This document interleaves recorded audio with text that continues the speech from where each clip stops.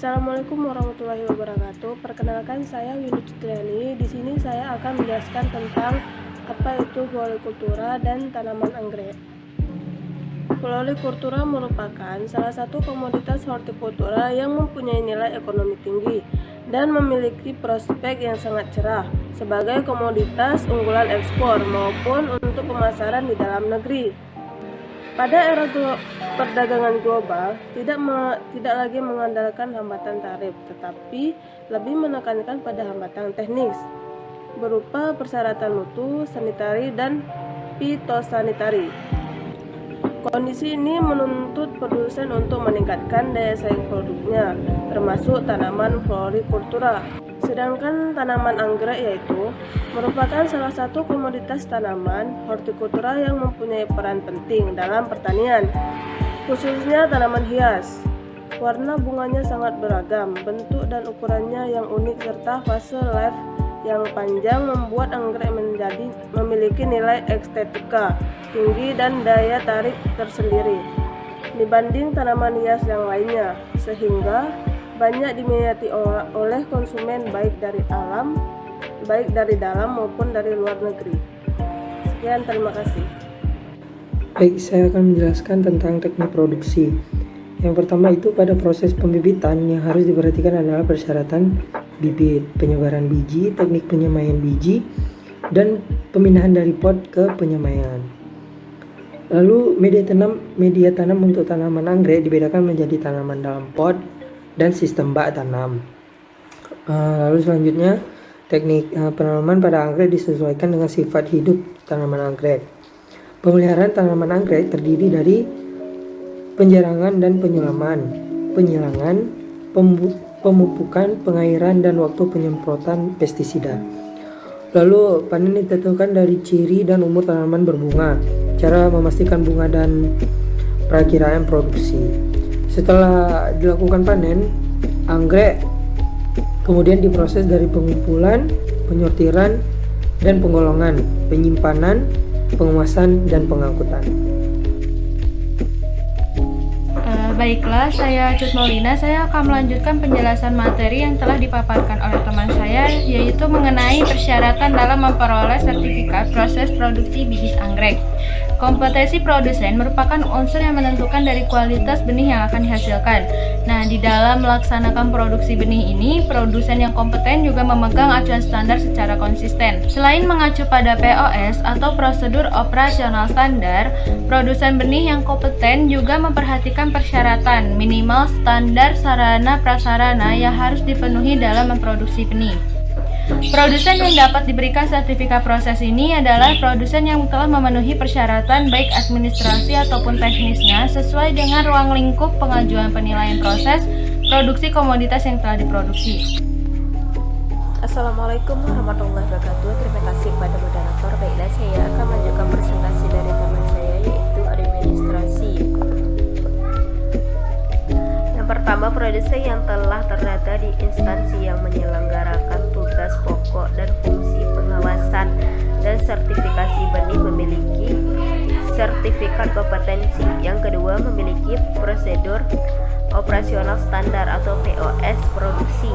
Yang ketiga, memiliki dokumen yang berisi yang pertama daftar nama dan tugas karyawan yang dimiliki sebagaimana formulir P3BF02 terlampir. Yang kedua, daftar fasilitas pendukung yang dimiliki sesuai dengan kelompok cara perbanyakan yang digunakan sebagaimana formulir P3BF03 dan formulir P3BF16 terlampir.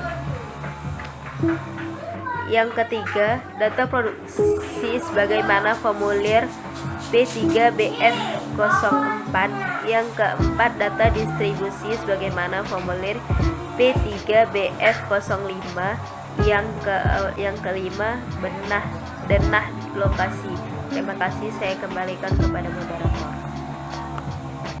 Nah, untuk persyaratan teknisnya itu sendiri, yang pertama mengenai benih sumbernya atau tanaman induk, varietas yang digunakan itu sudah terdaftar. Kemudian, benih tidak mengalami perubahan genetik akibat mutasi spontan dengan melihat penampilan fenotipnya. Nah, kemudian benih berfigur tinggi dan tidak mengalami kelainan fisiologi, sehat secara visual, dan tanaman dipelihara dalam rumah lindung terkendali sehingga bebas dari faktor yang dapat menularkan penyakit. Kemudian, tanaman produktif menghasilkan materi perbanyakan. Untuk persyaratan teknis pada plantlet harus tumbuh dengan optimal dan seragam. Kemudian memiliki figur yang tinggi dan juga sehat. Untuk persyaratan teknis pada sarana dan prasarananya, yaitu harus terdapat autoclave, kemudian ada laminar airflow, pinset, skapel, cawan petri, botol kultur, media tumbuh, termohygrometer, dan lain sebagainya. Assalamualaikum warahmatullahi wabarakatuh. Perkenalkan, nama saya Rino Filisda. Di sini saya akan sedikit melanjutkan presentasi dari teman saya. Jadi di sini saya akan membahas tentang tata cara penerbitan sertifikasi. Jadi untuk sertifikasi ini biasanya dikeluarkan oleh suatu instansi tertentu, di mana instansi tersebut harus melalui beberapa tahapan serta proses-proses yang harus dilakukan untuk syarat mengeluarkan suatu sertifikat. Jadi ada beberapa tahapan-tahapan yang harus dipenuhi untuk pengeluaran sertifikat. Yang pertama itu permohonan. Jadi untuk permohonan ini sendiri, di mana produsen benih itu harus melakukan pengisian formulir serta kelengkapan data yang memang sudah ada pada saat syarat untuk pengisian permohonan pengajuan permohonan untuk sertifikasi benih. Untuk tahapan yang kedua yaitu pemeriksaan dokumen. Jadi pemeriksaan dokumen ini dilakukan ada beberapa hal yang diperhatikan pada saat pemeriksaan dokumen ini. Yang pertama, fotokopi sertifikasi kompeten. Yang kedua, bukti kepemilikan benih sumber. Yang ketiga, bukti keunggulan atau deskripsi varietas.